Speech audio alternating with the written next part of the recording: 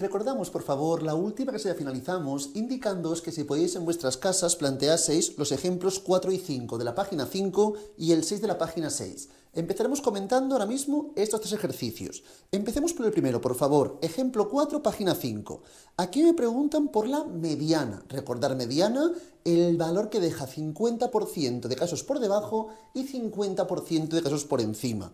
Y aquí están datos sin tabular. Esta información la teníamos en la página 4, parte inferior. Entonces, para ello es primordial siempre ordenar valores de menor a mayor. Empezamos por el más pequeño, que son Bélgica, Holanda y Luxemburgo. Tenemos 0,06, 0,06 y 0,06. El siguiente corresponde a Alemania, que tenemos que es 0,07.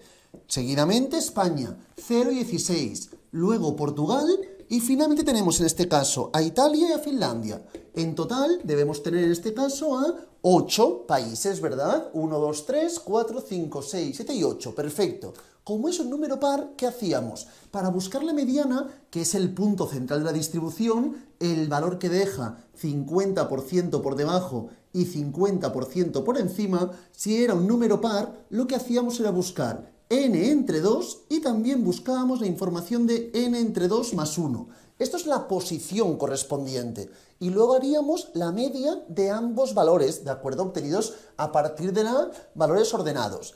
n entre 2, 8 entre 2, 4. El 4 corresponde al 1, 2, 3 y 4. Es el valor 0,07. En este caso sería n entre 2, 8 entre 2, 4 más 1, 5. El 5 corresponde al 0,16. Y hacemos la media, el promedio de ambos. Entonces 0,07 más 0,16 será 0,23 entre 2, 0,115. Así es como buscaríamos la información correspondiente a la mediana. El siguiente ejemplo, por favor, me dicen, calcular la mediana de la distribución del siguiente ejemplo. Aquí tenemos datos tabulados, pero aún un poquitín más complicado, porque son tabulados y además tenemos intervalos. Entonces tenemos que aplicar la fórmula que tenemos en la página 5, parte central, ¿de acuerdo? Para ello buscaremos siempre la frecuencia absoluta acumulada. Mirad, disponemos de la siguiente información. Tenemos en este caso el intervalo menor, que es de 10 hasta 15, siguiente que fluctúa de 15 hasta 20 y así progresivamente, de 20 a 25, seguidamente de 25 a 30 y el último que fluctúa de 30 hasta 35. Por lo tanto, podríamos indicar también, si quisiésemos, la marca de clase, ¿de acuerdo? Esto sería necesario para buscar la media, pero si queréis lo podemos indicar. Es el punto central, 12,5, aquí sería 17,5, 22,5, repito, para buscar la información de la mediana no es necesaria, pero para que recordemos del día anterior no está de más estipularlo, ¿de acuerdo? Luego tenemos las frecuencias absolutas individuales. Esta información la miramos en la página 3, cuando planteábamos la tabulación, las tablas de frecuencia. Entonces, aquí tenemos la información de 3, 5, 7, 4 y 2, ¿de acuerdo? Es decir, 3 personas de 10 a 15, 5 de 15 a 20 y así progresivamente. Entonces, luego podríamos plantear también la acumulada. 3 más 5, 8, más 7, 15, más 4, 19, más 2, 21. Total tenemos en este caso 21 individuos, ¿de acuerdo? A partir de estos datos, por favor, cuando me pregunten por la mediana, buscamos en primer término en qué intervalo estamos trabajando. Para ello planteamos n entre 2 y vamos a la acumulada, es decir, 10,5. ¿Dónde se encuentra el 10,5? Porque 21 entre 2 es 10,5. Así buscamos el intervalo donde estamos trabajando. Me voy a la acumulada y buscamos dónde está el 10,5. Esto va de 0 a 3, este va de 3 hasta 8, este de 8 hasta 15. Aquí dentro estaría la información que estamos buscando, la mediana, y para buscar el cálculo correspondiente siempre hacemos lo mismo. El límite inferior del intervalo, estamos trabajando ese intervalo, límite inferior 20, más, y aquí planteamos la información correspondiente a n entre 2, es decir, 21 entre 2, 10,5, menos la frecuencia absoluta acumulada anterior, que es en este caso 8. Todo ello entre la frecuencia absoluta de la categoría en cuestión, que sería 7, y lo multiplicamos por la amplitud, que es la amplitud del intervalo. Valor mayor menos menor del intervalo. 25 menos 20, 5. Así es como tendríamos la mediana. El valor que obtengáis debe fluctuar seguro entre 20 y 25. Si no diese eso, es que algo hemos realizado de forma incongruente, ¿de acuerdo? Y luego también tenemos un ejemplo para estudiar la información correspondiente a la moda, que es el ejemplo 6 de la página 6. Mirad, aquí también estamos trabajando con intervalos, ¿de acuerdo? Cuando trabajéis con intervalos, recordad que si estamos trabajando para buscar la moda, deberemos plantear la información de la densidad. Primero voy a plantear la tabla correspondiente. Tenemos en este caso valores de 0 a 5. De 0 a 5 tenemos en este caso una frecuencia de 15 individuos, ¿de acuerdo? Seguidamente, de 5 a 7. Aquí disponemos en este caso de 20 sujetos. De 7 a 9. En este caso tenemos 12. Y por último, de 9 a 10. Y aquí disponemos de 3. Por lo tanto, si plantease acumuladas, que en este caso no hará falta para buscar la moda, sería 15 y 20, 35 y 12, 47, 3, 50. Total, 50, ¿de acuerdo? Ahora tenemos que buscar, ahora sí, importantísimo, la amplitud y la densidad, ¿de acuerdo? La densidad también la estudiamos ya en la página 3. Recordad que la densidad de frecuencia, que se acostumbraba a plantear con la información correspondiente a h sub i, correspondía a la información relacionando de la frecuencia absoluta con la amplitud. La amplitud se puede plantear con c sub i o con a sub i. Lo veréis de ambas formas, ¿de acuerdo? Que tengáis la idea correspondiente. En este caso, las amplitudes son las siguientes. De 0 a 5, 5. De 5 a 7, 2. De 7 a 9, 2. Y de 9 a 10, 1, ¿de acuerdo? ¿Y qué hacemos? Cogemos la frecuencia absoluta y la dividimos entre la amplitud, que se puede plantear con una A o con una C sub i. Me es indistinto, ¿de acuerdo? Y así buscaremos las densidades. 15 entre 5, 3. 20 entre 2, 10. 12 entre 2, 6. Y 3 entre 1, 3. ¿Cuál tiene una densidad mayor? Esta de aquí. Por lo tanto, la moda se encuentra en este intervalo, ¿de acuerdo? Aquí debemos plantear la información correspondiente a la moda. Una vez tengamos esta información, buscamos la fórmula que tenemos en la página 6, parte central superior. En primer término, el límite inferior del intervalo, que es 5. A ello le sumamos, muy importante, la información correspondiente a la densidad de la categoría siguiente, ¿de acuerdo? Del siguiente intervalo. En este caso tenemos que es 6. Y esto lo dividimos entre el sumatorio de la densidad del siguiente intervalo y del anterior. 6 más 3, 9, ¿de acuerdo? Y todo esto lo multiplicamos por la amplitud del intervalo en cuestión, que sería 2. Así es como plantearíamos la información correspondiente. Si hiciésemos los correspondientes cálculos en este caso, obtendríamos un valor que debe fluctuar seguro entre 5 y 7. Si no fuese así, es que algo hemos realizado de forma incongruente. Una vez tenemos esto, hemos comentado ya todas las medidas de tendencia central. Muy importante. Indicamos que estudiaríamos distintas medidas o también denominadas indicadores. Empezamos trabajando con las de tendencia central. Todo esto para variables cuantitativas, ¿de acuerdo? Recordemos, por favor, la información que cuando estamos trabajando con variables cuantitativas podemos estudiar distintos indicadores o también denominados medidas. Podemos hablar de indicadores o medidas, son sinónimos, ¿de acuerdo? A partir de aquí, por favor, ya hemos trabajado la información de los indicadores o medidas de posición, muy importante, de posición de tendencia central. Dentro de posición diferenciamos los de tendencia central y los que no son de tendencia central. Dentro de estos hemos comentado la media, la mediana y la moda, con sus respectivas características. Importante sobre todo, por favor, diferenciar bien cuándo deberemos aplicar la media o la mediana. Generalmente, si es posible, trabajaremos con la media, pero tener en consideración que la media es muy sensible. Ante la presencia de un valor extremo, la media rápidamente se ve distorsionada, ¿de acuerdo? En cambio, la mediana es mucho más robusta, mucho más resistente.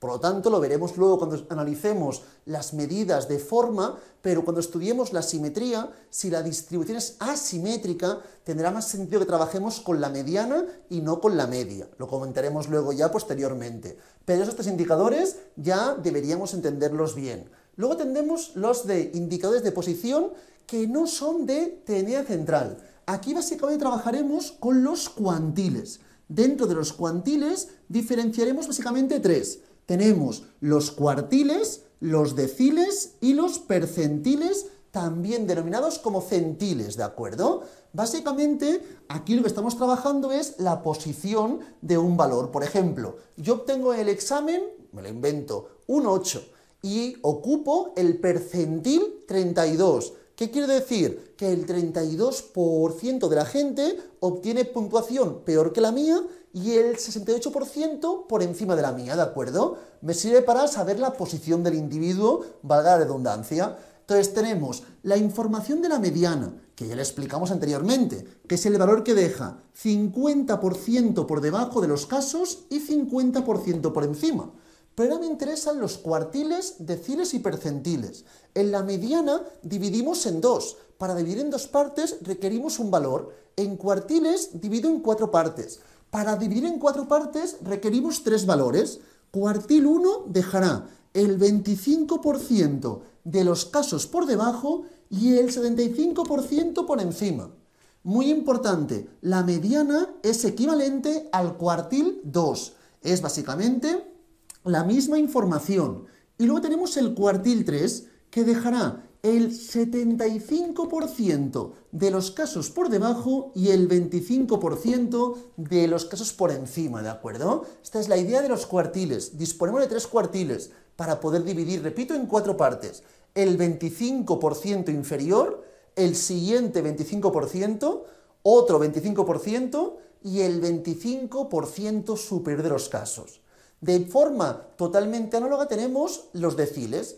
En deciles vamos a dividir en 10 partes. Requerimos 9 cortes. Por ejemplo, decil 1 dejará el 10% por debajo y el 90% de los casos por encima, ¿de acuerdo? Por ejemplo, el decil 5 corresponde a la mediana, al cuartil 2. Si trabajamos, por ejemplo, con el decil 7, dejará 70% por debajo y 30% por encima. Tenemos 9 deciles, el mayor decil es el decil 9, que dejará 90% por debajo y 10% por encima. Repito, tenemos 9 deciles y entre uno y otro siempre tenemos el 10% de los casos, ¿de acuerdo? Y luego tenemos los percentiles, también denominados centiles. Percentiles dividimos la distribución en 100 partes. Para ello requerimos 99 cortes. Por ejemplo, el cuartil 3 corresponderá al percentil 75. Decil 9 corresponderá al percentil 90, ya que el 90 dejará 90% por debajo y 10% por encima. Decil 5 corresponde al percentil 50, y así progresivamente podríamos plantear todos y cada uno de los distintos percentiles, ¿de acuerdo? Estos son indicadores de posición. Lo sencillo, que se buscarán todos igual, ¿de acuerdo? Plantearemos siempre la misma información. Para ello, generalmente, lo plantearemos con intervalos. Si estuviésemos trabajando sin intervalos, es decir, una variable cuantitativa sin intervalos, sería muy sencillo. Aplicaríamos lo siguiente. Mirad, por favor, planteamos un ejemplo cualquiera. Por ejemplo, hablamos del número de hijos. Tenemos 0 hijos, 1 hijo, 2 hijos y 3 hijos, ¿de acuerdo? Entonces, tenemos aquí información de las frecuencias absolutas. Me lo voy a inventar, ¿de acuerdo? 10, 60, aquí tendríamos en este caso, por ejemplo, 25 y aquí tenemos 5, ¿de acuerdo? En total, 100.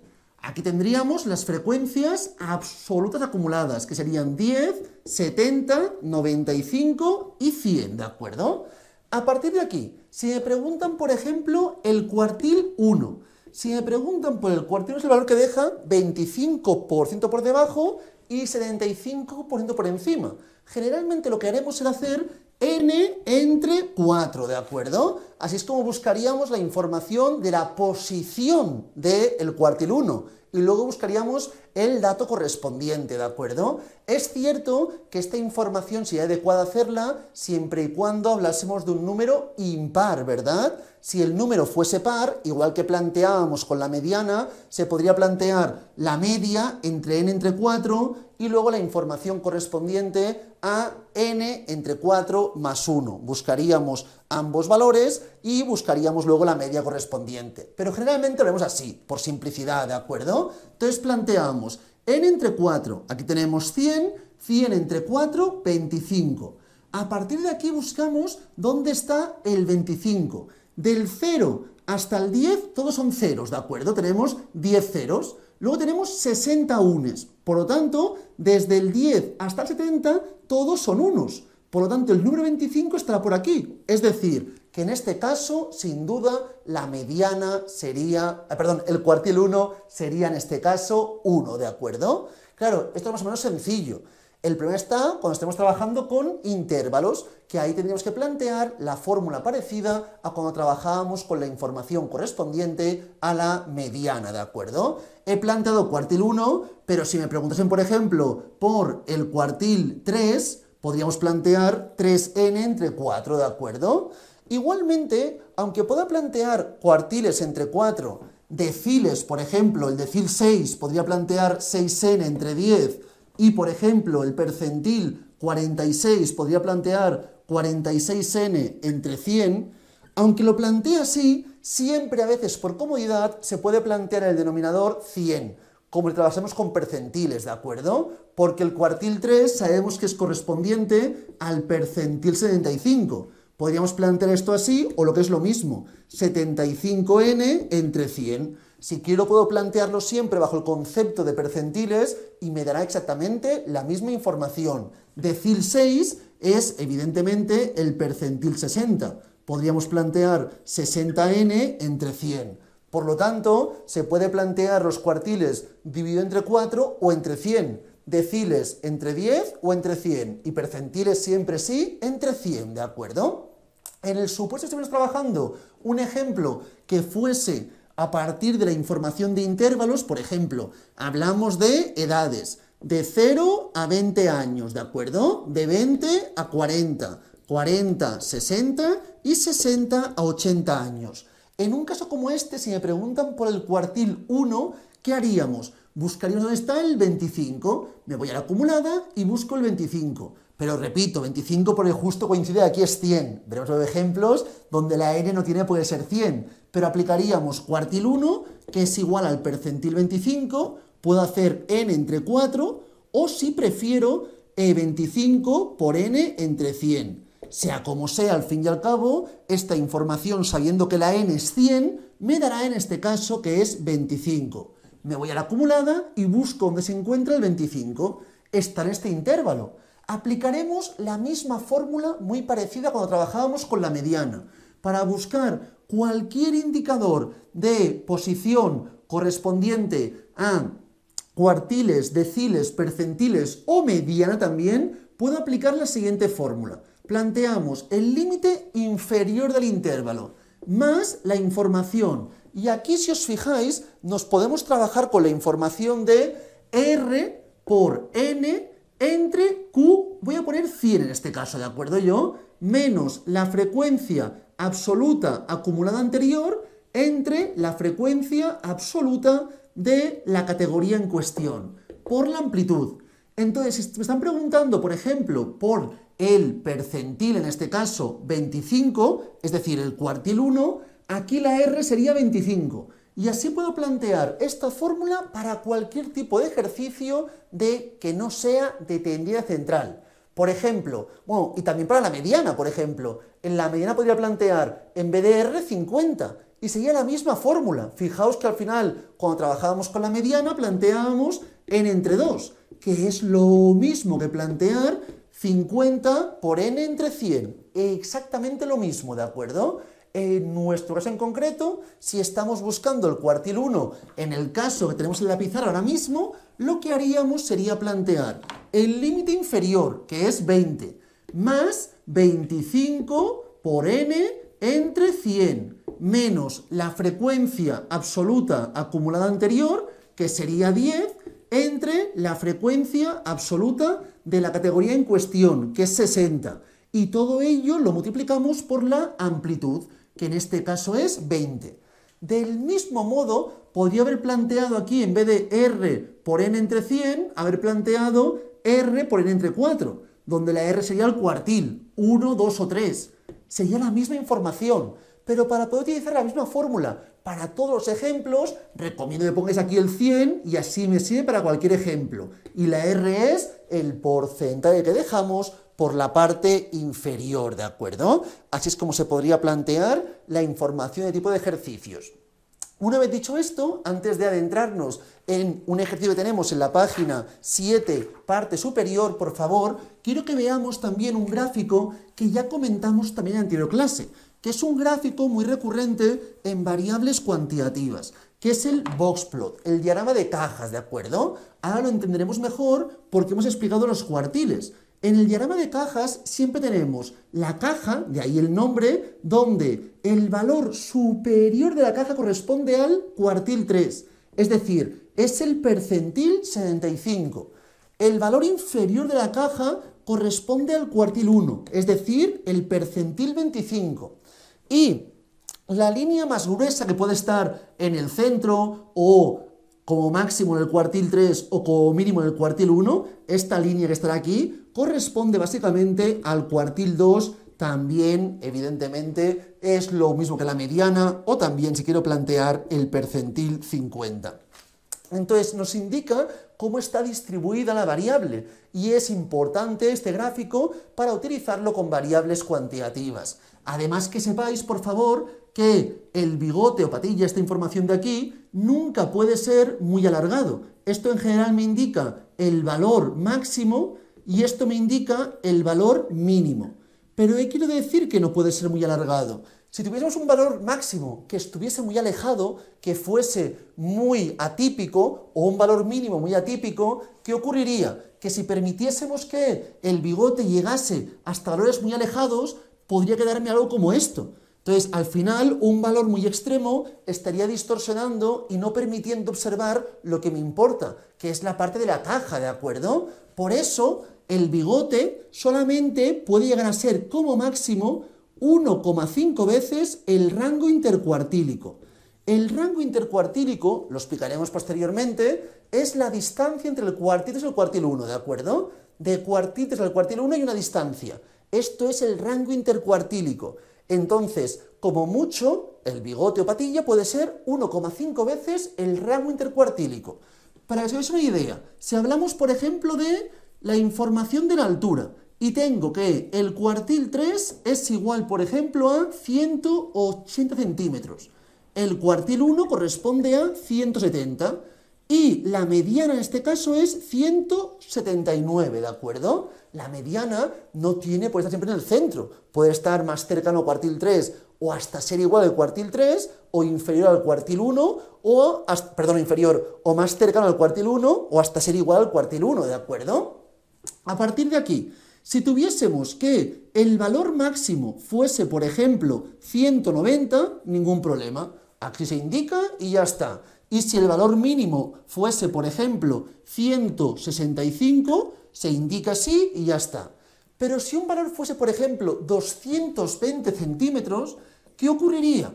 Que aquí habría un problema, pues si lo representase me quedaría muy distorsionado y la información correspondiente a la caja quedaría muy pequeñita. Y es la parte primordial, pues es el 50% central de los casos. Por lo tanto, la patilla o bigote solo puede llegar a ser 1,5 veces el rango intercuartílico. ¿Qué hemos comentado? Que el rango intercuartílico es la distancia del cuartil 3 al cuartil 1. 180 menos 170 es igual a 10. Por lo tanto, 10 por 1,5 es 15. Cualquier valor por encima del 195 tendrá que estar indicado mediante algún tipo de símbolo para indicar que es un valor atípico, un valor extremo. Lo mismo ocurriría por la parte inferior. Cualquier valor por debajo de 155, la patilla o bigote no podría llegar a representarlos, ¿de acuerdo? Esta es la información del diagrama de caja para que tengamos un poco la idea de cómo se debe interpretar y leer este tipo de gráficos. Una vez visto esto, vamos a mirar ahora mismo, sí, por favor, el ejemplo de la página 7, el ejemplo número 7. Tenemos aquí unos datos y me dice, calcular cuartil 1, cuartil 3, decil 7, percentil 37. Podemos plantear siempre esta fórmula, ya que tenemos datos tabulados en este caso y los tenemos por intervalos. Y como podemos trabajar los cuartiles, deciles y percentiles planteando en el denominador 100, lo podemos plantear con esta fórmula, siendo la R el porcentaje que dejamos por la parte inferior, ¿de acuerdo? Por lo tanto, en este caso, por ejemplo, si planteamos la información del cuartil 1, en ese caso la R correspondería a 25, ¿verdad? Si planteamos el cuartil 3, la R sería 75. Si planteamos el decil 7, recordad, por favor, decil 7 deja por debajo suyo el 70% de los casos. Por lo tanto, la R sería 70. Y por último, el percentil 37, este percentil ya me indica lo que deja por debajo, la R sería 37, ¿de acuerdo? Si planteamos datos, tenemos de 10 a 15, aquí tenemos las frecuencias absolutas, 3, luego tenemos de 15 a 20, aquí tenemos en este caso 5, seguidamente de 20 a 25, donde tenemos 7, de 25 a 30, que aquí disponemos de 4, y por último de 30 a 35, que tenemos 2. Si sumamos todo nos da 21. Planteamos la acumulada. 3 más 5, 8, más 7, 15, más 4, 19, más 2, 21. ¿Cómo buscaremos el cuartil 1, cuartil 3, decil 7 y percentil 37? Recordad, por favor, cuartil 1 es equivalente al percentil 25, cuartil 3, percentil 75 y decil 7, percentil 70. ¿Qué hacemos en primer término?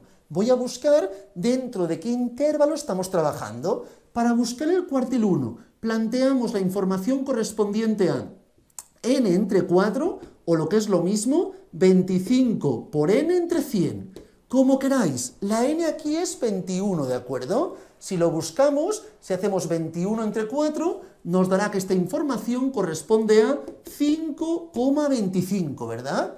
Buscamos dentro de la acumulada el 5,25. Esto va de 0 a 3, esto de 3 a 8, aquí dentro es donde se encuentra, ¿verdad? Estamos en este intervalo. Por lo tanto, el cuartil 1, aplicamos esta fórmula, será el límite inferior. Voy a hacerlo directamente, ¿de acuerdo? Que será el 15. Para buscar exactamente el cuartil 1 plantearíamos 15 más R, que es 25 por 21 entre 100, que ya sabemos que esto es 5,25, menos la frecuencia absoluta acumulada anterior, que es 3, entre la frecuencia absoluta de la categoría en cuestión, que es 5, multiplicado por la amplitud, que también es 5. Así es como buscaríamos el valor del cuartil 1. Del mismo modo plantearíamos cuartil 3, toda la información. Hagámoslo rápidamente, por favor. En este caso, si buscásemos el cuartil 3, ¿qué haríamos? Primero buscamos en qué intervalo estamos trabajando. Para ello puedo plantear 3n entre 4, o si quiero podemos plantear 75 por n entre 100. Si lo calculamos, por favor, esto nos dará 15,75. Entonces buscamos dónde se encuentra el 15,75. Esto va desde el 8 hasta el 15. Esto va desde el 15 al 19. Aquí dentro me encuentro en esta parte de aquí, en este intervalo, ¿de acuerdo? Por lo tanto, una vez tenemos que estamos trabajando en este intervalo, aplicamos la fórmula para buscar el cuartil 3, percentil 75. Sería el valor menor, que es 25, más, en este caso, 75 por 21 entre 100, que sería esta información, menos la frecuencia absoluta acumulada anterior, que es 15, entre la frecuencia absoluta de la categoría en cuestión, que es 4, todo ello multiplicado por la amplitud, que es 5. Así es como plantearíamos el ejercicio del cuartil 3, ¿de acuerdo? Seguidamente, por favor, busquemos la información del percentil 70. Si buscamos la información correspondiente al percentil 70, obtendríamos en este caso la información correspondiente a n, en este caso multiplicado por 70 dividido entre 100, o si buscamos el decil 7 sería en este caso 7 por n entre 10, ¿de acuerdo? Así es como podríamos plantear la información.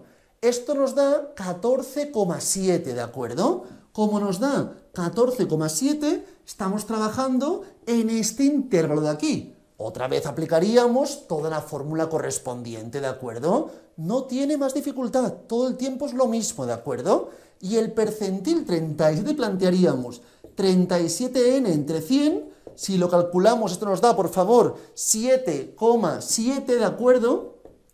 Entonces, lo que haríamos sería, encontramos aquí, trabajamos con esta información, haríamos 15, porque sería el límite inferior del intervalo, más 37 por 21 entre 100, menos la frecuencia absoluta acumulada anterior, entre la frecuencia absoluta de la categoría en cuestión por el intervalo.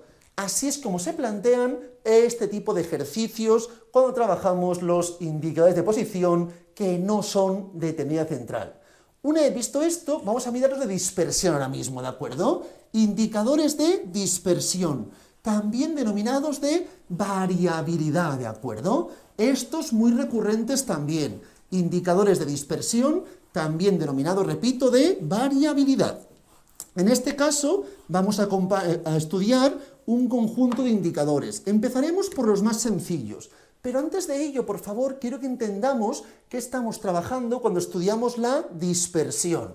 Básicamente, si yo estoy trabajando un conjunto de individuos, estudiamos cómo de parecidos son los valores de la variable. Si, por ejemplo, en un grupo de gente todo el mundo tiene entre 20 y 22 años, habrá mucha homogeneidad, mucha concentración, poca variabilidad, poca dispersión.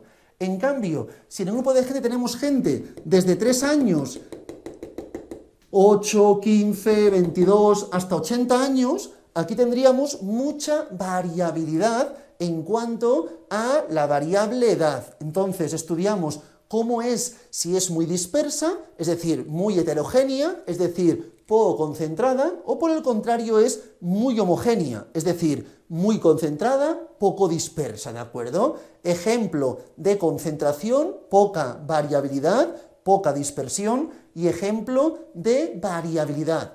Claro, ¿qué ocurre? Que si tenemos, por ejemplo, 1000 datos, evidentemente la información será complicada analizarla solamente visualizándola. Tenemos indicadores para estudiar hasta qué punto, hasta qué grado, hay mucha o poca variabilidad. Dentro de los de dispersión, empezaremos comentando el rango. El rango, básicamente, también denominado como recorrido o amplitud, es la diferencia entre el valor máximo y el valor mínimo. Cuando hagamos la distancia entre el máximo y el mínimo, obtenemos el recorrido. Repito, también denominado como rango, ¿de acuerdo? Esta información es un indicador, ya veremos, muy sensible. ¿Por qué? Imaginaos, tenemos, por ejemplo, 100 personas, ¿de acuerdo? La persona más joven tiene 18 años y la mayor tiene 19. Tenemos 100 personas, 18 y 19 años, por lo tanto, el rango sería 1. Valor mayor menos menor. Perfectísimo. Si el rango es 1 en la edad, en un grupo de 100 años, perdón, de 100 personas, ¿qué pensaríamos? Que evidentemente hay mucha concentración, ¿verdad? Podríamos deducir que es una variable, en este caso la edad, muy concentrada, muy homogénea, ¿verdad? En cambio, si añadimos una persona más, solamente una, y esta tiene 90 años, ¿qué ocurriría? Que el rango pasaría de ser 1 a ser, en este caso, 62, ¿verdad? Perdón, 72. ¿Qué ocurriría, por favor, en este caso? Que estamos pasando de un rango 1 a rango 72 solamente incluyendo una persona. Es decir, incluir esta persona ¿conllevará que realmente la variable sea mucho más dispersa? No, continúa siendo bastante homogénea. De 101 personas, 100 tienen edades muy parecidas, pero hay una persona con valor muy alejado. Pero, como en el rango estudiamos el máximo menos el mínimo, es extremadamente sensible. La presencia de un valor extremo rápidamente distorsiona. Por lo tanto, si sabemos que el rango es 1 con 100 individuos, podemos decir que evidentemente habría en este caso mucha concentración. Pero que el rango sea 72 no es sintomático de mucha dispersión. Es más, en este caso, con 101 personas, tenemos solamente una con 90 y el resto de estas edades, realmente la variable es muy concentrada. Pero mirando el rango, podría parecer que hay mucha dispersión. Por ese motivo es un indicador que al ser tan sensible no se recomienda utilizarlo en demasía, ¿de acuerdo? ¿Qué más tenemos? El rango intercuartílico. Lo hemos comentado ya anteriormente. Es la distancia del cuartil 3 menos cuartil 1. Este indicador es mucho más resistente, mucho más robusto. Es más, en ciertos momentos es demasiado robusto, demasiado resistente. ¿Por qué motivo? Porque fijaos, por favor, tenemos el valor mínimo, el valor máximo, sean cuales fueran en cualquier ejemplo, ¿de acuerdo? Y luego tenemos el cuartil 1 y el cuartil 3. Aquí tenemos el 25% de los casos, aquí el 50% y aquí el otro 25%. ¿Qué ocurre? Que si comparamos el 3 con el 1, esto de aquí y esto de aquí no lo estamos teniendo en cuenta. Solo estamos trabajando con el 50% central de los casos. Por lo tanto, a diferencia del anterior, que decíamos que era muy sensible, el rango intercuartílico es muy robusto, ya que solo trabaja con la mitad de los casos. Del 100% solamente acaba trabajando con el 50% central de los casos, ¿de acuerdo? Este indicador, ya lo veremos, será recomendable cuando estemos trabajando con existencia de valores extremos que estén distorsionando. Ahí sí que me puede interesar eliminar los extremos y un buen indicador será el rango intercuartílico. Luego lo comentaremos, ¿de acuerdo? ¿Qué más tenemos? La varianza. Importante, diferenciemos bien varianza y cuasivarianza, ¿de acuerdo? Varianza y cuasivarianza. En principio pueden preguntarme por ambos, ¿de acuerdo? Básicamente la cuasivarianza es para corregir un poco el valor correspondiente, pero como es una fórmula un poquitín a veces más compleja al poner n-1, a veces se plantea la varianza directamente, ¿de acuerdo? Pero pueden preguntarme por ambos. Empezaré explicando la varianza y luego explicaremos rápidamente la cuasivarianza. En la varianza, ¿qué estamos planteando? Mirad, planteamos el sumatorio de cada uno de los valores menos la media al cuadrado. Si están datos tabulados, voy a plantear por n sub i entre n, ¿de acuerdo? Podríamos plantear esta información. ¿Qué quiere decir esta información, básicamente? Yo tengo todos los individuos. Tenemos que buscar la media, ¿de acuerdo? Y lo que voy a estudiar va a ser hasta qué punto hay muchas diferencias o pocas respecto a la media. Estudiaremos la diferencia de cada valor respecto a la media. ¿Por qué se eleva al cuadrado? Porque estas diferencias serán negativas y estas positivas. Si las sumase, acabarían compensándose muchas veces. Y eso no me interesa, evidentemente, ¿de acuerdo? Como no quiero que se compensen, se eleva al cuadrado. Entonces planteamos esta diferencia al cuadrado, esta diferencia al cuadrado, y todas estas diferencias al cuadrado se dividen entre n, tamaño de la muestra. A veces planteo n mayúscula o n minúscula, me es indistinto, ¿de acuerdo? Al fin y al cabo, hablamos de la información correspondiente al tamaño de la muestra. Con esta fórmula obtendríamos la información de la varianza. Tiene un pequeño problema la varianza, que las unidades están al cuadrado. Ya de por sí es complicado a veces hablar de indicadores de dispersión, es un poco complejo el concepto. Pero si encima tengo unidad al cuadrado, aún se complica mucho más la información. Si aquí hablamos de altura, por ejemplo, tendríamos no sé cuántos centímetros al cuadrado. Por lo tanto, lo que se acostumbra a hacer, más que trabajar con la varianza, es hacer la raíz de la varianza. Con la raíz de la varianza tendríamos la desviación típica o desviación estándar. Esta desviación típica o estándar está en la misma unidad que el resto de indicadores y muy importante, ¿cómo interpretamos la desviación típica o estándar? Básicamente corresponde a la media de las diferencias de cada uno de los valores respecto a la media. Es decir, todas estas diferencias haríamos la media y es la media de las diferencias respecto a la media, ¿de acuerdo? Es complicado de interpretarlo, a veces es complicado hasta entenderlo, ¿de acuerdo? Pero imaginaos que hablamos de edad y tenemos que la desviación es de 3 años, ¿de acuerdo? Si estos 3 años, la varianza sería 9 años cuadrados, ¿de acuerdo? Porque recordad que al fin y al cabo la raíz de la varianza nos da la desviación. Si es 3 años, se quiere decir que de media cada individuo respecto a la media está a una distancia de 3 años. Habrá gente distancia de 0, de 1, de 2, de 5, pero la media de las distancias es 3 años. Claro, ¿esto es mucho o es poco? Es muy complicado de interpretar, porque al final dependerá también del grupo de referencia. Por ejemplo, en una clase de primero de primaria, que todo el mundo tiene, en principio, 6 años, una desviación típica de 3 años quiere decir que de media, cada individuo respecto a la media son 3 años. Es una barbaridad. Habría mucha dispersión en ese grupo, ya que habría gente con edades muy dispersas. En cambio, 3 años en una sala de cine, que en sala de cine puede haber gente muy joven, gente muy mayor, etcétera, claro, que solo haya 3 años de distancia, quiere decir que más o menos todo el mundo tiene edades muy parejas en esa sala de cine, ¿de acuerdo? Entonces, ¿qué pasa? Que es difícil de interpretar porque no hay un valor a partir del cual digamos, vale, es muy o poco disperso, sino que dependerá de la variable trabajada y del grupo de referencia que estemos estudiando, ¿de acuerdo? Importante, la varianza, unidades al cuadrado, la desviación sin cuadrado. Generalmente, mucho más sentido trabajar con la desviación, pero para obtenerla, primero hay que buscar la varianza y luego, posteriormente, realizar la raíz de la varianza.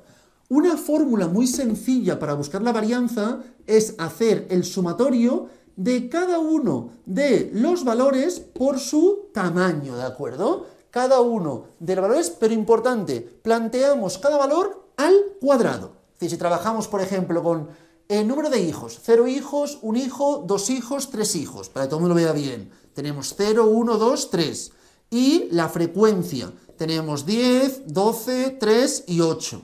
Para buscar el numerador, ¿qué haríamos? Plantearíamos 0 al cuadrado multiplicado por 10, más 1 al cuadrado multiplicado por 12, más 2 al cuadrado multiplicado por 3, más 3 al cuadrado multiplicado por 8. Y todo ello lo dividimos entre 10, más 12, más 8 son 30, 30 más 3, 33, ¿de acuerdo? Plantearíamos aquí 33, todo esto entre n, menos la media al cuadrado. Así es como buscaríamos la información correspondiente a la varianza, ¿de acuerdo? Esta fórmula y esta son exactamente lo mismo. Esta es un poco más rápida si tenemos los datos tabulados para hacerlo más sencillo. Una vez tengamos la varianza, si hacemos la raíz, tenemos la desviación.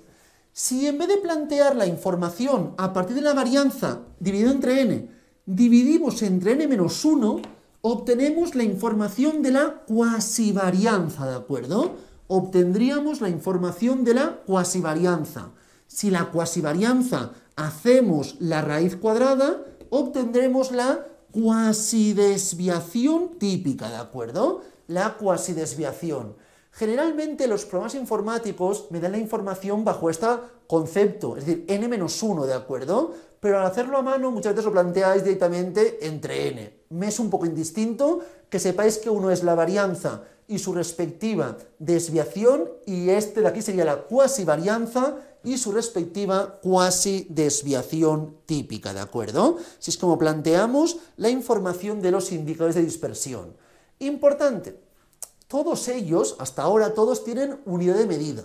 ¿Qué quiero decir? Que si hablamos de años, este y este son años al cuadrado y el resto en años, ¿de acuerdo? Pero todos tienen unidad de medida. Por lo tanto, como antes os decía, no me servirá para poder comparar qué grupo es más o menos disperso. Si quiero comparar entre dos grupos, dos muestras o dos variables, cuál de ellas tiene más o menos dispersión, más o menos variabilidad, lo más recomendado será trabajar siempre con el coeficiente de variación de Pearson. El coeficiente de variación de Pearson es el único de estos indicadores que es adimensional, que no tiene unidad de medida, ¿de acuerdo? Se calcula planteando la desviación entre la media. Y muy importante, cuanto más cercano sea a cero, quiere decir que es más concentrada, más homogénea la variable. Cuanto más se aleje de cero, será más dispersa, tendrá mayor variabilidad. Importantísimo, por favor, no tiene unidad de medida, es adimensional. Por ejemplo, si tenemos la información de un grupo de gente y conocemos su altura y su peso, ¿de acuerdo? La altura tenemos que la media de altura, me la invento, es de 170 centímetros y la varianza de la altura es de 36 centímetros cuadrados. Y tenemos el peso, cuya media es en este caso de 80 kilos. Y la varianza es de 25 kilos cuadrados. Si me preguntan, entre estas dos variables, ¿cuál tiene mayor dispersión? ¿Cuál tiene mayor variabilidad? Claro, yo no puedo comparar las varianzas, pues tienen unidad de medida y no son fáciles de interpretar. Entonces lo que hacemos es trabajar con el coeficiente de variación. En altura plantearíamos 36, la raíz 6. 6 entre 170. Y en el peso plantearíamos raíz de 25, 5 entre 80. Si comparamos ambos, evidentemente este es más pequeño. Por lo tanto, la variable altura es más concentrada, más homogénea. En cambio, el peso es una variable más dispersa, más heterogénea, más variable, con mayor variabilidad, ¿de acuerdo? Es la información que puedo obtener a partir del estudio del coeficiente de variación de Pearson. Como es muy sencillo, creo yo, intentar plantear, por favor, el ejemplo 8 de la página 8. Hay que buscar datos a partir de la información de un conjunto de individuos, 48, 54 y así progresivamente. No creo que os cueste en exceso. Cualquier duda que tengáis de esto, por favor, preguntádmela sin compromiso. Una vez visto esto, vamos a mirar ahora mismo las transformaciones. ¿Qué transformaciones tenemos? Las siguientes, mirad, por favor. Básicamente tenemos transformación, o cambio, mejor dicho, de origen y cambio de escala, ¿de acuerdo? El cambio de origen, básicamente, corresponde a la información de, tenemos la información de una variable. Nuestra variable es la x, ¿de acuerdo? Por ejemplo, donde tenemos la información de la media de x, tenemos la desviación de x, tenemos la varianza, tenemos el coeficiente de variación, y yo puedo transformar esta variable. Por ejemplo, si todo el mundo tengo yo una empresa con un conjunto de trabajadores, ¿de acuerdo? Tengo unos trabajadores, cada uno con su sueldo, y les digo, a partir del próximo mes, cada uno cobrará 100 euros más. Si cada uno cobra 100 euros más, ¿qué ocurrirá? Que la media se incrementará. Sí, todo el mundo cobrará 100 euros más. Pero muy importante, la desviación y la varianza cambiarán. Si todo el mundo cobra 100 euros más, habrá más o menos diferencia entre individuos. No habrá cambiado. Entre individuos las diferencias serán las mismas, ¿de acuerdo? Es como si algo de la edad. Dentro de 5 años, ¿la gente de un grupo tendrá más edad? Evidentemente sí, tendrán 5 años más. Pero, ¿habrá mayor variabilidad entre los individuos? No, se mantendrá estable. La diferencia que había de un año entre A y B continúa siendo la misma. No puede haber cambiado en 5 años, ¿de acuerdo? Entonces, para que veáis la información, cuando hagamos un cambio muy importante de origen, cuando le sume o le reste un valor a la variable original, la media se ve afectada, pero la desviación y la varianza no se verán afectadas. Para que lo veamos, por favor, tenemos la media, la varianza, voy a ponerlo con sus símbolos para que todo el mundo lo vea bien, tenemos la información de la media, voy a poner de la i, que es la variable que voy a crear, ¿de acuerdo? La media, la varianza, la desviación y el coeficiente de variación. Si hacemos un cambio de origen, es decir, la variable inicial le sumo o le resto un valor, ¿de acuerdo? Es un cambio de origen, sumar o restar un valor a la variable original. ¿Qué ocurriría en este caso, por favor? Que la nueva media sería la media anterior más el cambio que hemos producido, ¿de acuerdo? La varianza nueva sería igual que la anterior, no cambiaría, no se vería afectada. Lo mismo ocurre con la desviación. Las desviaciones no cambian y el coeficiente de variación sí que cambiaría, porque mirad, coeficiente de variación sería la información de la desviación de y, que sería igual que la de x, esto no habría cambiado, pero el denominador sí, la media sí, que sería la media de x más a, ¿de acuerdo? Así es como cambiaría el coeficiente de variación. Esto en el caso correspondiente a un cambio de origen. Pero ¿qué ocurre? Si en vez de decir, vale, yo todo el mundo subo el sueldo 100 euros, lo que digo es, subo el sueldo un 10%. Claro, si subo el sueldo 10%, la media aumentará un 10%, pero en este caso la varianza y la desviación también van a cambiar. Porque si, por ejemplo, teníamos una persona que cobraba 100, otra que cobraba 200, ¿de acuerdo? Entonces, si subimos un 10%, esta cobrará 110 y esta 220. Aquí la distancia era 100 y ahora es 110. Por lo tanto, cuando hay un cambio de escala, cuando se multiplica o se divide por un valor, la desviación y la varianza también se ven afectadas, ¿de acuerdo? Desviación y varianza también se verán afectadas. Por lo tanto, si creamos una nueva variable que sea x por b, o bx, me es indiferente, multiplicamos la anterior por b o lo dividimos o lo que quiera hacer, la nueva media será la media anterior multiplicada por b. Pero la varianza ahora sí que se verá afectada. Como está al cuadrado será la varianza anterior por b al cuadrado. Y la desviación también se verá afectada, que será multiplicada por b únicamente, ¿de acuerdo? Y el coeficiente de variación en este caso no se verá afectado, pues sería esta información entre esta de aquí, se va b con b, me quedaría lo mismo que al inicio, ¿de acuerdo? Entonces, en este caso, cuando hay un cambio de escala, el coeficiente de variación no se vería afectado. Y si hacemos un cambio de origen y escala al mismo tiempo, ¿qué ocurriría? Por favor, mirad lo siguiente. Si hacemos, por ejemplo, y es igual a bx más a, ¿de acuerdo? Por ejemplo, entonces, ahora, ¿qué ocurriría? Que evidentemente la media de y sería b por la media de x más a. Para buscar la varianza de y, importante, la a no le afecta, solamente le afectaría b al cuadrado. Lo mismo ocurriría con la desviación de y, que no le afectaría la a. En cambio, en el coeficiente de variación plantearíamos sx por b, que sería la nueva desviación, entre b media de x más a. Aquí, evidentemente, sí que veríamos un cambio, ¿de acuerdo?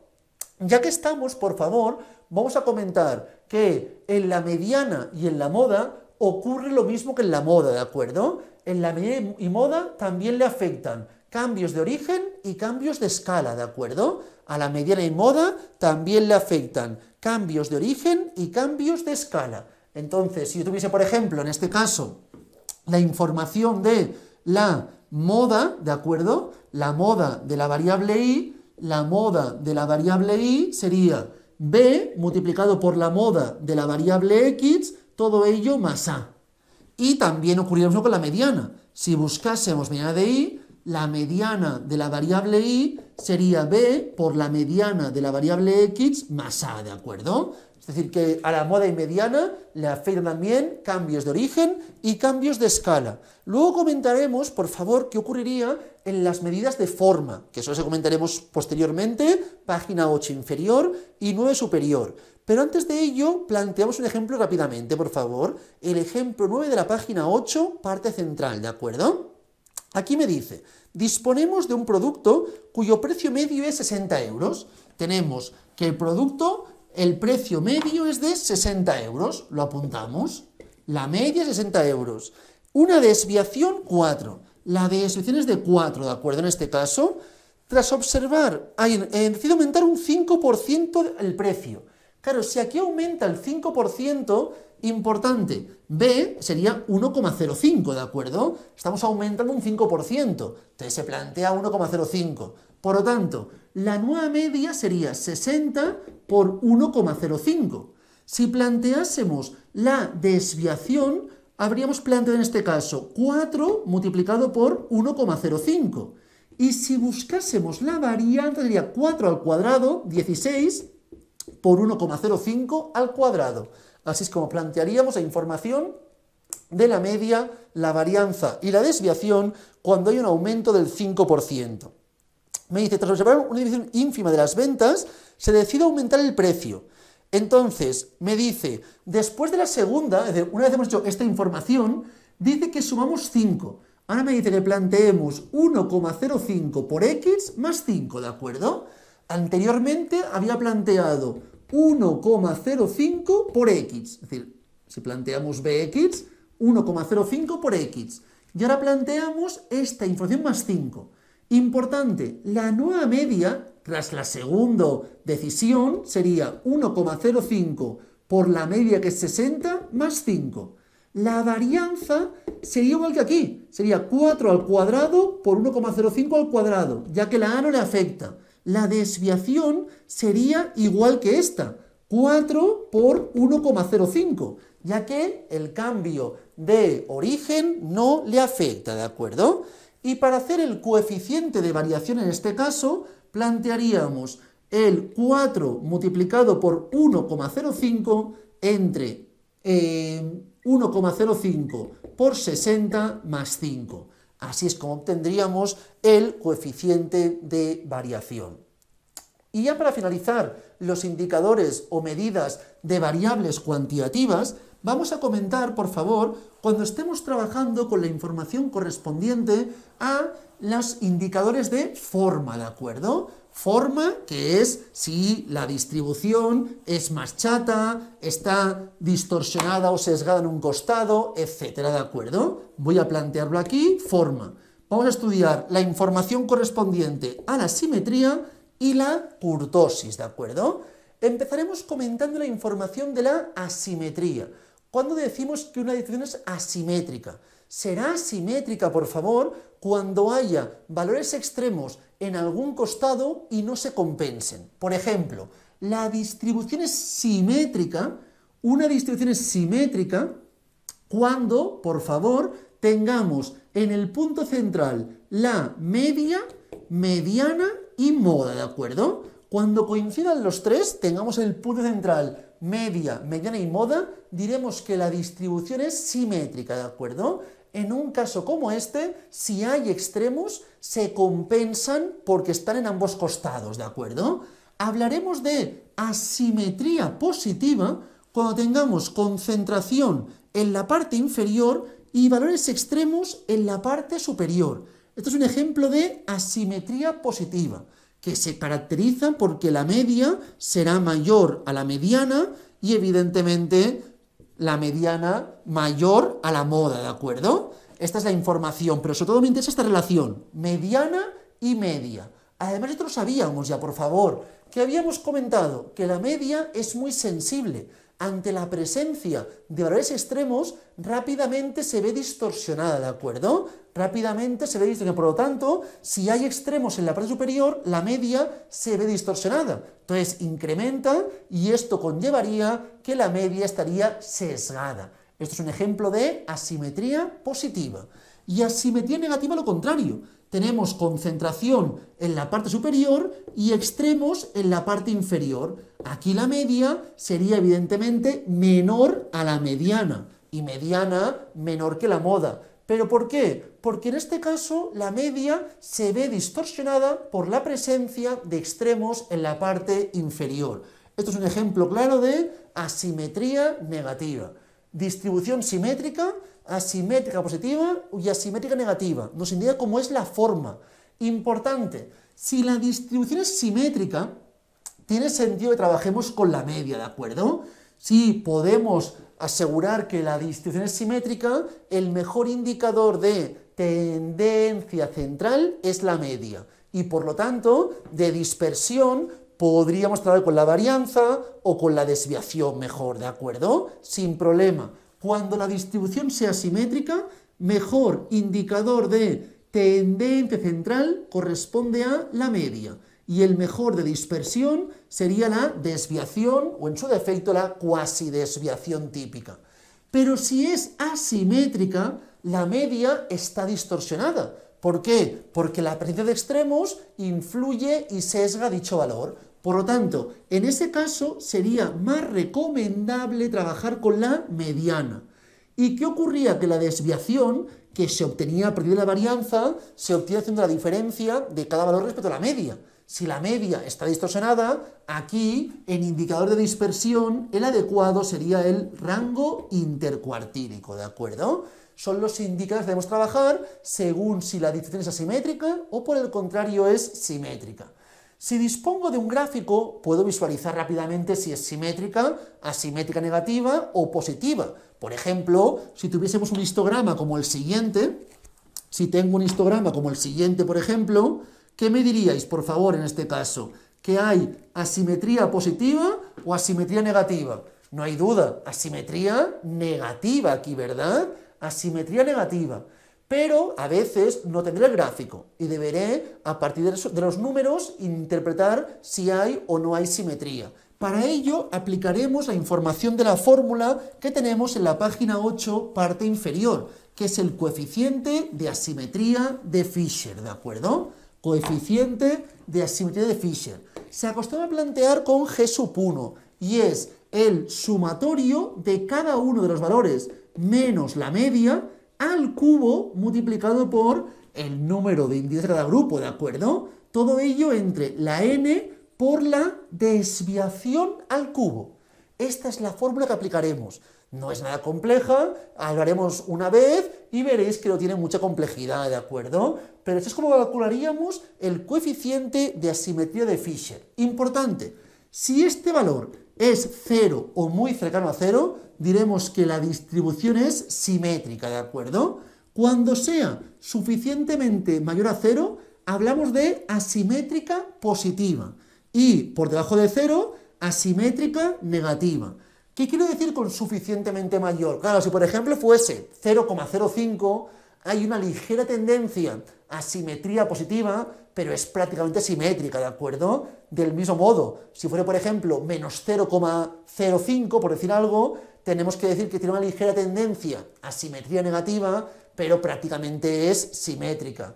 En cambio, cuanto más se aleje, evidentemente, valores que sean suficientemente alejados de 0, ya podré hablar con tranquilidad de asimetría positiva o asimetría negativa.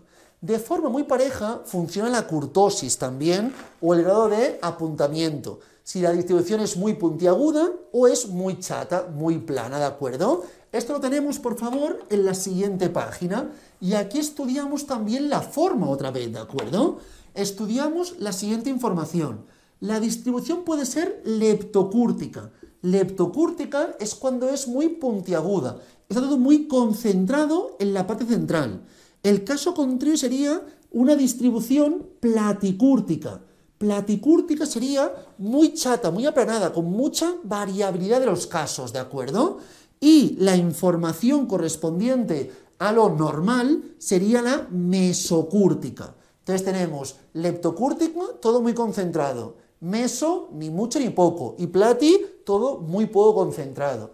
Esto nos indica básicamente la forma correspondiente, y también tenemos una fórmula para poder obtener la información. Aquí trabajaremos con el coeficiente de kurtosis de Fisher, ¿de acuerdo? Que se plantea con G sub 2, que aquí básicamente será el sumatorio de cada valor menos la media elevado a la 4 por n sub i entre n por la desviación a la 4.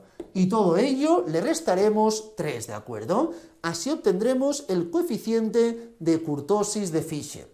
Este valor, igual que ocurría anteriormente, si es 0, diremos que es mesocúrtica. Mayor a 0, diremos que es leptocúrtica. Y menor que 0, hablaríamos de platicúrtica, ¿de acuerdo? Así es como plantearíamos esta información. Entonces, a partir de estos datos, a partir de esta información, mejor dicho, tenemos el ejemplo 10, por favor. En el ejemplo 10 me dice, disponemos de datos obtenidas por 25 alumnos de la asignatura. Y aquí tenemos la información correspondiente. Mirad, haremos una cosa. Os plantearé aquí la información, cómo tendríamos que realizarla, y en la siguiente clase comentaremos los resultados de ejercicio, ¿de acuerdo? Pero ahora solamente voy a plantear cómo se debería realizar este ejercicio. Lo calculáis bien, busquéis valores, y repito, en la siguiente clase empezaremos comentando este ejercicio también, ¿de acuerdo? Entonces, para ello, por favor, para buscar los diferentes indicadores de forma, tanto la asimetría como el de kurtosis. Plantearíamos aquí los valores, tenemos valores de 1 hasta 9, ¿de acuerdo? Tenemos x sub i desde 1 hasta el 9, ¿de acuerdo? Frecuencia absoluta. Tendríamos que mirar cuál es la frecuencia absoluta. Aquí tenemos, por ejemplo, unos, solamente 1, doses tenemos 6, treses tenemos 2, así progresivamente hasta 9 que tengamos 2, ¿de acuerdo? En total, 25 sujetos. A partir de aquí, por favor, ¿qué quiero hacer? Quiero buscar la información correspondiente a cada uno de los valores menos la media al cubo, multiplicado por n sub i. Y luego también tenemos que buscar la desviación. Entonces, ¿qué me interesa? Por favor, buscar x sub i por n sub i. Haremos una columna con esta información, ¿de acuerdo? 1 por 1, 1. 2 por 6, 12. 3 por 2, 6. Y así, progresivamente, plantearemos toda la información, ¿de acuerdo? Seguidamente, como quiero buscar la desviación, recordad, por favor, que la varianza era el sumatorio de cada valor al cuadrado por n sub i entre n, y todo ello le restábamos la media al cuadrado.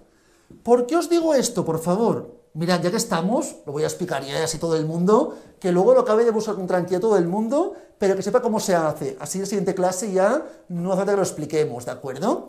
Ahora sumaríamos todas las x por n, ¿de acuerdo? Si sumamos toda esta información, tendríais un valor de 124.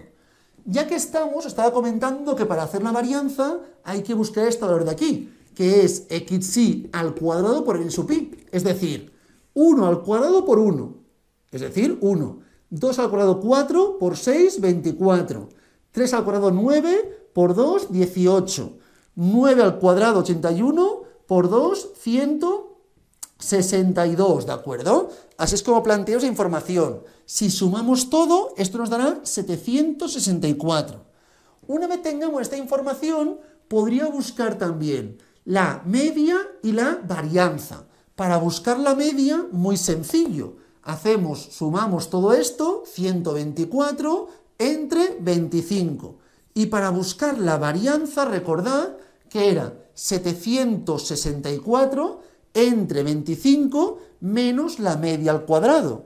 La media, en este caso, la podéis buscar, lo que os dé, ¿de acuerdo? En este caso, y aquí haríamos este valor al cuadrado. Una vez tuviésemos la varianza, podría hacer la raíz de la varianza para obtener la desviación. La desviación os tendría que dar 2,441, ¿de acuerdo? 2,441. Y ahora tengo ya esto, que es 2,441 al cubo, es decir, esto al cubo me dará esto, la n es 25, me falta por buscar esta información. Entonces, ¿qué haríamos, por favor? Cogeríamos cada uno de los valores, es decir, 1 y así progresivamente, le restamos el valor de la media, que aquí habremos obtenido, y lo elevamos al cubo, y lo multiplicamos por el número de individuos. 1 menos media al cubo por 1, 2 menos media al cubo por 6, 3 menos media al cubo por 2, y así progresivamente. Si sumamos todo esto, por favor, obtendréis el valor de menos 7,1231, ¿de acuerdo? Así obtendríamos haciendo esta información. Ya que estamos, por favor, también voy a hacer la fórmula para buscar luego, posteriormente, la información de la kurtosis. Sería cada valor menos la media a la 4 por n sub i. Es decir, 1 menos la media, esto a la 4 multiplicado por 1. Siguiente, 2 menos la media, la que sea, todo ello a la 4, multiplicado por 6. Si hiciésemos todo esto, por favor, tendríamos un valor de 1514,4302. Entonces, una vez tenemos estos datos, para buscar G sub 1, ¿qué haríamos? Este valor dividido entre 25 multiplicado por 2,441 al cubo. Si hiciésemos este cálculo tendríamos aproximadamente menos 0,0196. Por lo tanto, la distribución es prácticamente simétrica. Se puede comentar que tiene una ligera tendencia a simetría, en este caso negativa, pero diríamos que es prácticamente simétrica, ¿de acuerdo? Y para buscar la kurtosis, plantearíamos sumatorio de cada valor menos la media a la 4 por n sub pi, es decir, el 1514, entre la n, que es 25, por la 2,441 a la 4, ¿de acuerdo? Es esto a la 4.